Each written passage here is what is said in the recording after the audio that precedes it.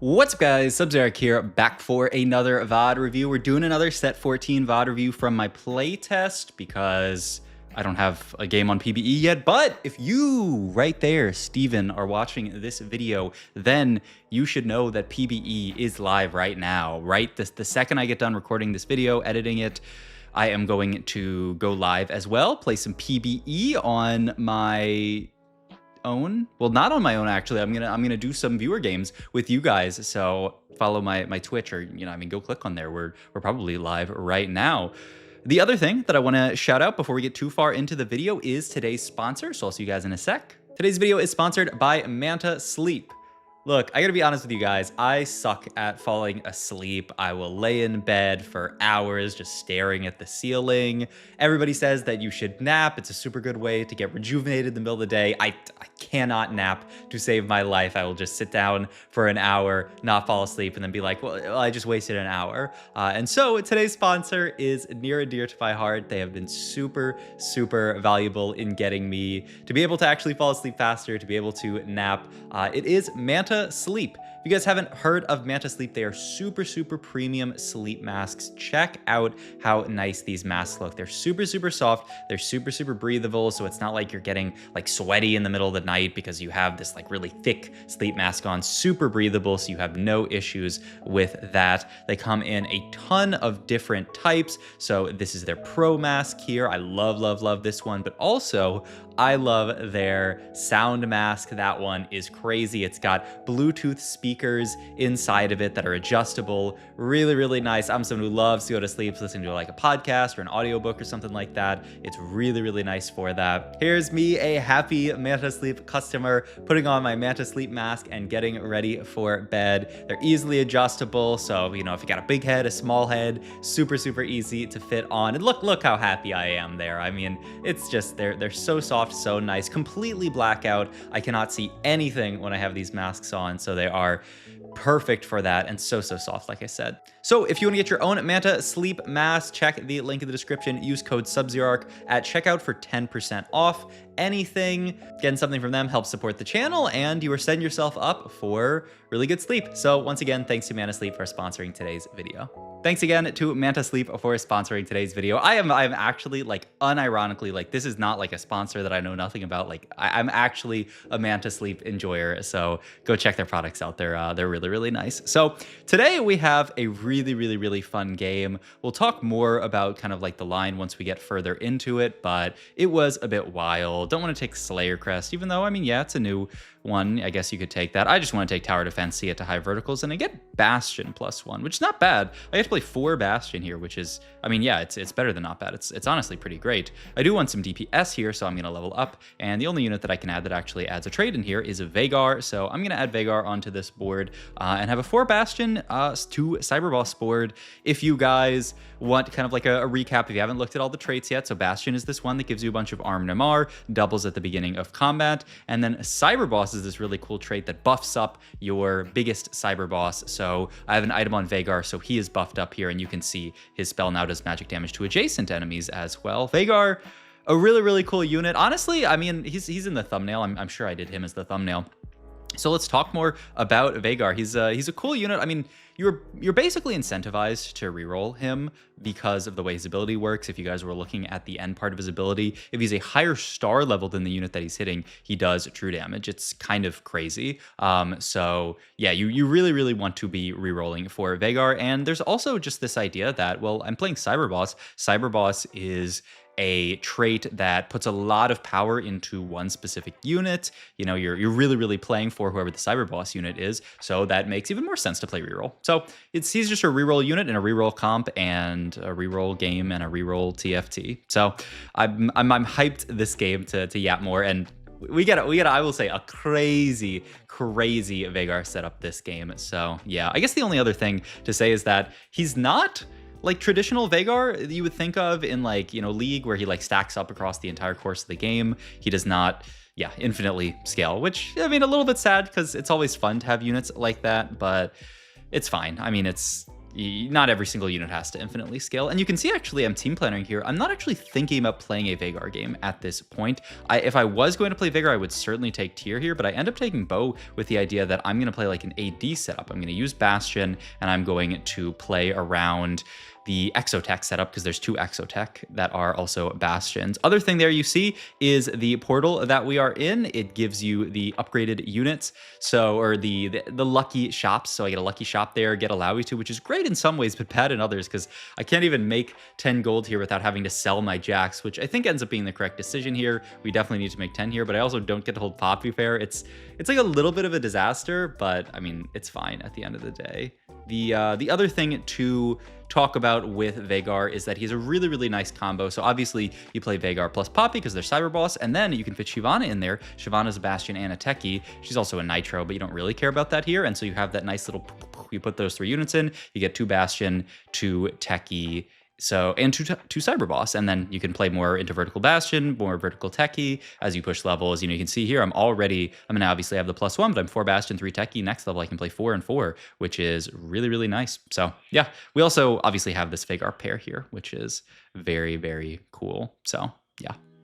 What do you guys think about the minions being these like updated, like they made them all cybery? I think it's pretty sick. I don't know why. There was someone in my chat when I was talking about the set the other day who was like, is that like a placeholder or something? And I'm like, do you think they placeholder changed all the units just to change them again? Like, huh?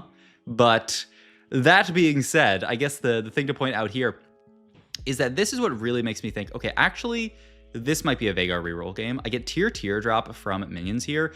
You can see at Veigar, he's a 40 mana unit. He really, really, really loves blue buff. So yeah, honestly, let's just go back there because I've been yapping about his ability a lot, and maybe you guys want it to be shown again. And so you can see also this other part that I was talking about. If he's the same star level, he deals 20%. If he's a higher star level, he'll deal 33% true damage. And obviously, if he's a lower star level, then you don't even get this portion. So you really want him 2-star. 2 stars a big spike, and then 3 stars obviously an even bigger spike. So we're gonna make the blue buff slam here. I was pretty unsure about what to slam in this spot, and I'm curious about what Veigar BIS is gonna be once we get like the stats. Definitely blue buff for sure. And I think because you play around Bastion, Gunblade is also necessary, which maybe we'll get to later. We'll see. So Gunblade, I think, is a really, really big deal. But past that, there's a lot of other options. You could go blue buff Nashers, and I thought about it. I was just kind of concerned that he would be too low damage. Also, Augment here. I'm just like, you know what? Starry Night, I'm locked in. I'm playing Veigar reroll here. I'm going to level up, get my Techie in, roll down here for Veigar to actually hit it pretty quickly, which is really fortunate for me because if I had to roll much deeper, I'd be really, really low gold. And then I had Kai sitting in my ear and call, and this guy baits me into reforging my Sunfire so that I can make red buff here, and then I get even shot out of it. Like, this is why you don't play and call with Kai, because he's actually just going to grief you, but that's okay. That's fine. But you can see this Veigar here. He's pumping out damage, especially when he's fighting those 1-star units. He does an insane amount of damage. That true damage there, look on the right side. It is a ton of damage there. So yeah, Veigar, just an absolute beast here. We had another lucky shop here, which is also really, really nice. The idea is that I would say comps like this, like reroll type comps, would be really, really powerful in Lucky Shop Galaxies. I think it just makes intuitive sense to play around that kind of stuff because you are getting these tailored shops, especially like stage 3 or even stage 2. Just getting really early direction is important. You don't even have to necessarily play reroll, but maybe you play Exotech and then get some of the tailored forecasts. You just want good direction. You don't want to be like full pivoting into a different board. You can also see I buy it here, but I'm not at all interested in playing the Ziggs here. We'll see what the change is. I'll look at PBE today when it comes out, but during playtest, the 3 Cyber Boss trait was basically nothing. So if the numbers I think were 16 AP and HP, I think it was about the same, or both of them maybe slightly different, but 16 AP and HP at 2 Cyber Boss, and then when you go up to 3 Cyber Boss, it went up to 20 of both of those. So you get 4% AP, 4% HP for putting an entire trait in on one unit. That is like actually nothing. I've never seen a trait that does less than that. But I pointed this out in the playtest because there's like a place where you can kind of like give feedback, and Mort Dog popped in and he was like, yeah, I mean, it's meant to be like a like a way for you to kind of bridge the gap from 2 to 4 Cyber Boss, which 4 is really, really nice. It gives you the Cyber Boss effect on all of the Cyber Boss units. Obviously, at that point, you have a Kobuko on your board as well, which is really, really nice. So 4 is really, really exciting to play. You definitely want to play 4 Cyber Boss, but I mean, but below that, I really don't think you're interested. So yeah, I mean, 3 seems like fake to me, and Mortdog kind of agreed that it is kind of fake. So I mean, if Mortdog, but you know, the idea is to put in the game just to make it a little bit easier for people, which I guess I get it. We end up actually losing this fight, which is so tragic because we were doing pretty well. We'd be on a 4 streak here, and our board's not bad, honestly. The only downside is, well, we'll see, honestly. I mean, we're 5 Veigars at this point. If we get another Veigar 2 just from Starry Night, we're going to be Veigar 3 very, very quickly. So that's cool. We get, ooh, this is one. I don't know if I've talked about this in a YouTube video yet. This is a kind of, it's like lucky egg, unlucky egg. I don't know what to call it. When you lose, it gains more stacks. Kind of the opposite of golden egg augment. When you lose fights, it stacks faster. But you can see here, pick this up, and I have to roll here, and I have a decent amount of gold to roll here. We had a Veigar 2 there immediately, and then boom, there's Veigar 3. That was actually another Veigar 2, so I just have these 2 Veigars sitting on bench, which is kind of hilarious, but that's fine. I also do end up getting the Gunblade here, Reforge Bow, because I have nothing to do with it, so I move these items over to Veigar. I think this is a really nice setup for Veigar. The JG, I think, is really, really nice with the fact that both of his traits, Cyber Boss and Techie, give you AP. So you don't really need to build, you don't want something like an Archangels or a Death Cap on Veigar, though Death Cap is honestly, you know, not bad. But yeah, you don't really want those. You just want stuff that scales with AP. Damage, you know, like damage amp, stuff like Giant Slayer or stuff like JG is what you really, really want. Or, you know, make yourself cast faster. I think Nashor's might be fine. So here's where the game gets a little bit crazy. We have a black market augment here. If you guys haven't seen this yet, these are augments that have been removed from the game. They were too broken to exist in TFT, but they added them back in the black market. So Titanic Strength, who cares about that? Anger Issues, who cares about that? But the one after this, Axiom Arc, your units gain 15 mana on kill, and it also gives you completed mana or completed Anvil. This is perfect for Veigar. I already have the blue buff on him. He's only 40 mana, so with Axiom Arc, he's going to be going crazy. And it doesn't hurt that I randomly get a Seraphine 2 here. By the way, if you were wondering, that was 2 Seraphine 2s. I had 4 Seraphines that round, and I just hit 2 Seraphine 2s in the shop, which not bad at all. So from that, I say, you know what? I mean, we don't really need to roll much more. We have most of our board already at this point, so I'm just going to start pushing levels, try to get to, you know, either 6 Bastion or 6 Techie, just get to some, or even 4 Cyber Boss, just get to some kind of upgrade on this board, because, I mean, yeah, who needs to continue to sit on this? We could even play Anima Squad, but I think, yeah, I have Anima Squad as an option here, but I'm kind of like, is it worth playing Anima Squad over just another Alawi 2? Like, I think 2 Alawi 2s is, like, honestly pretty fine here, just to give me more frontline, especially with that Gunblade. If you guys, if I didn't explain, because I'm trying to remember if I did, the idea behind Gunblade on Bastion type boards is that Bastion boards have a ton of armor and MR, so Gunblade is really, really high value. Every point of HP that you're healing up your frontline is very, very valuable, because all the armor and MR scales with HP, which is, you know, healing in this situation. Historically, when you have played around, you know, Bastion type of frontlines that give you a bunch of MR, you have really, really wanted to build a Gunblade. So that's what we end up doing here. I don't know what I end up taking here. I end up taking this, which it can just be, no, it's not Morello. I was looking for maybe Redemption or something like that, but I don't end up getting it. Pick up a Sejuani here, though I can't actually fit her on the board, really. Like, somebody tells me to put this in over here, and I almost get baited here, but I end up just playing 5 Bastion. I think, yeah, actually, this is probably better, because Sejuani does have pretty nice CC. There is also actually a decent amount of MR shred just kind of inherent to this comp. You almost don't need to build it here, because 3 of the units that you actually play in this comp give you MR shred. So you can see there, Alawi gives you flat magic resistance shred, and boom, Alawi 3 is going to be really nice. Fiddlesticks also gives you magic resist shred, just kind of like the percent HP or just percent magic resist shred. And once you get to late game, Viego also gives you MR shred. So yeah, honestly, this is not a comp where I'd prioritize MR shred highly at all. You still need heal cut. There's nobody that gives you heal cut, I believe, in this setup. There's not, I think there's like 1 or 2 units that have burn. I know Renekton, well, Renekton has burn actually, but I wouldn't want to count on getting to Renekton at late game. Yeah, that's a little bit sus. But yeah, in any case, pick up a Poppy 2 here, so maybe even Poppy 3 in our dreams. And yeah, I mean, at this point, I just want to start pushing levels. And yeah, you can see 20% shred from Fiddlestick. So yeah, I mean, who needs a Mar shred when you're getting a Mar shred from Fiddle, you're getting a Mar shred from Alawi? Just, yeah, I mean, skip it, honestly, in this comp here. But yeah, I mean, at this point, we can just level up here. We actually pick up the Galio immediately. So we already had a Galio on Pencha, actually, so we can just go for this. Item-wise here, we want to finish off our Alawi items, and we also want to build something for Seraphine, so I just go for Warmog Squinsu. I think this is perfectly solid. So yeah, pretty happy with this. And yeah, we rotate into a pretty big, actually, bug here, 154 stacks. But, I mean, look at Veigar go, man, especially with that Axiom Arc. Boom, boom, just chaining the casts. It's actually so satisfying to the point where I'm like, I mean, honestly, can't I just push 9 in this spot? Like, do I even, I doubt I even roll here. Because, like, what am I rolling for? I think I'm just kind of chilling at this point, and I want to push even further levels, get level 9, odds on finding stuff like Viego, stuff like Renekton. This is a comp that has 2 5 costs that you're excited. The Viego and the Renekton are, you know, Bastion and Techie, so you're excited to play both of those, so that's pretty nice. The only downside, by the way, not to having something like a Spark is that, you know, if Veigar casts really quickly, you might not have MR Shred by then, so I don't think it's, like, horrible to build MR Shred in this comp, but, you know, maybe not the strongest thing. We get a ton of gold there when our egg cashes out, and we pick up a Viego here. We're just trying to figure out who to cut, so I think we maybe we have to cut Fiddlesticks, essentially, so we end up doing that. But yeah, you can see there, if we go back in the ability, actually, Viego, when I hover over it, also gives 20% shred. So yeah, I mean, just so much shred in this comp. It's insane how much you get. Also, you can see there, Viego's really cool, unique ability. It's, yeah, his unique passive where he summons a hologram of the highest cost enemy he helped kill last round. This round, it's just a golem because he, you know, didn't help kill anything the round before that. And honestly, a decent amount of the time, I feel like it ends up bugging out to be golem. Maybe that was on one of the first days of playtest. We'll see if it ends up staying golem here. But yeah, carousel here. Really at this point, looking for like Viego items, I believe. I don't know what we end up taking here. What am I looking at? Vow? Yeah, I mean, Vow looks really nice. Could be Viego, could be another thingy. So yeah, pretty happy with that.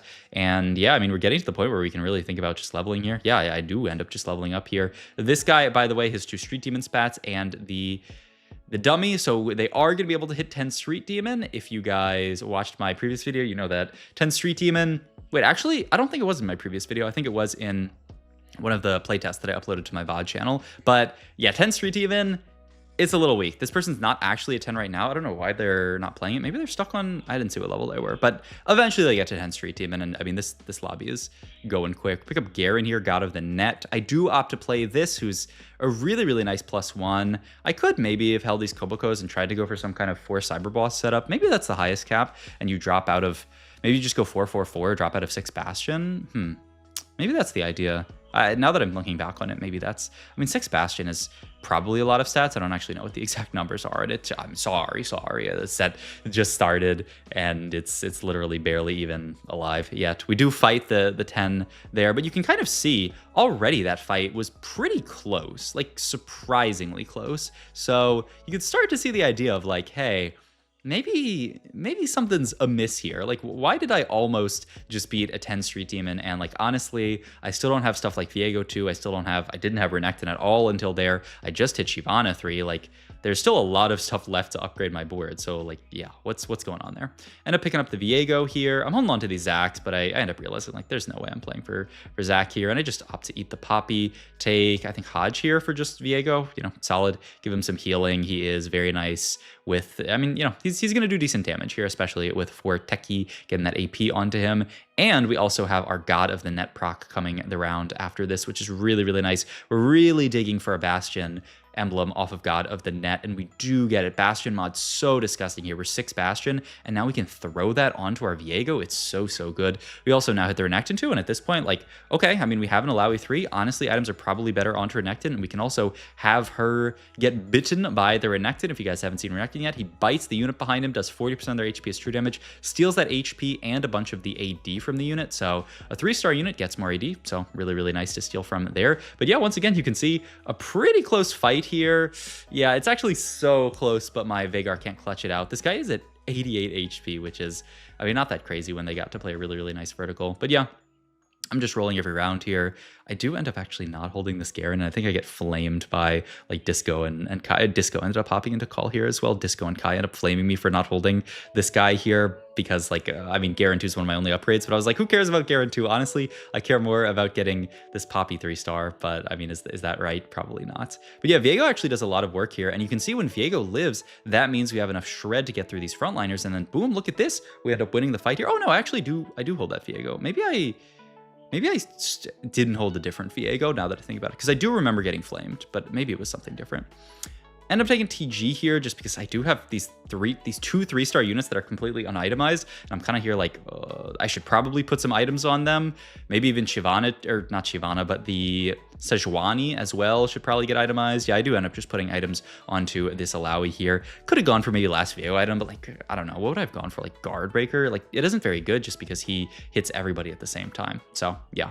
But yeah, just need to make sure that Alawi or Viego are Amar shredding these units. I guess they work together because they're kind of flat and percentage healing. So yeah, I just need one of them, ideally both of them, to hit. We get Techie mod here, which is not bad at all here. You can just throw this onto some unit that I want some extra AP onto. Who do I throw this onto? Just Renekton. And I'm like, yeah, this is good enough. You really want Techie on units that hit a bunch of units because they spread Techie. And Techie, if you guys haven't heard me yap about it enough, it gives the units that get hit by Techie do less damage for, I think it's 3 seconds after getting hit. They do 10% less damage. So you really want to be hitting the entire board with Techie abilities. You really want to have like Seraphine able to like AoE the entire board. Having it onto Renekton means he can, you know, like hit these units as well. Also just a little bit of AP can't hurt. So yeah, we're getting into stage 7 here because, I mean, yeah, this guy just had so much HP, coasted through the early game, but now you can see I'm starting to win fights. And I mean, I do think 10 Street Demon a little bit weak, right? There's no reason why these fights should be. I think I should probably be losing these fights in a balanced metagame, but you can also see the power of this Veigar that has the Axiom arc, right? He's just an absolute beast here. So yeah, we're just rolling it down here, looking for Garen 2 and for Poppy the 3rd. Just opt to take Hextech Gunblade here for Viego. I was thinking about taking Onyx Spark, and then they were like, don't take Onyx Spark. You already have a Marsh Shred in the kit.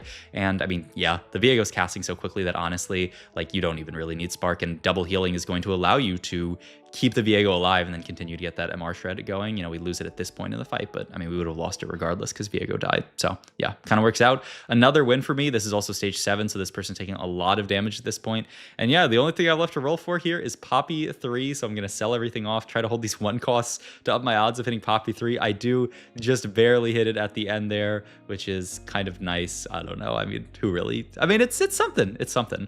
But yeah, I like my positioning a lot. Have Veigar same side as the Viego so that he is getting the full benefit of the MR shred. Just make sure that Viego isn't dying, but Renekton's also doing so much work at this point, tanking an insane amount. Viego's doing work. I mean, the board's beautiful, honestly, and the Renekton and the Viego. I mean, also, the other thing to call out, actually, the unsung hero of this board, by the way, look at my damage chart here. Seraphine 3 dealt almost as much damage as Veigar and the Viego too. I think Seraphine 3 is probably like giga broken, but I mean, obviously these things are going to change. Don't focus too much on balance during PBE and during playtest, because obviously that stuff's going to change a lot. But yeah, I mean, the Seraphine unit actually just like a monster. Triple item Seraphine, she's just 4 techie in here. She doesn't have the benefit. You know, Veigar should be way out damaging her with the fact that he's got Cyber Boss in, but no, I mean, she's just smurfing on the entire board on her own and spreading the effective techie to the entire board. It's so good. So this is gonna be the last fight if we win it, and you can see it's an easy dub with this board against 10 street. I mean, it's just too easy. Yeah, I mean, just a crazy game and a crazy board, and I really love the fact that we got to play around Axiom Arc with this Veigar. It was a beautiful setup, so really liked it. So hope you guys enjoyed this video. If you did, please like, comment, and subscribe. Check out my Twitch, all my links down below, Metafy as well. Go check out once again the sponsor, Manta Sleep. Thanks again for them to sponsor today's video, and I'll see you guys in the next one. Thanks for watching.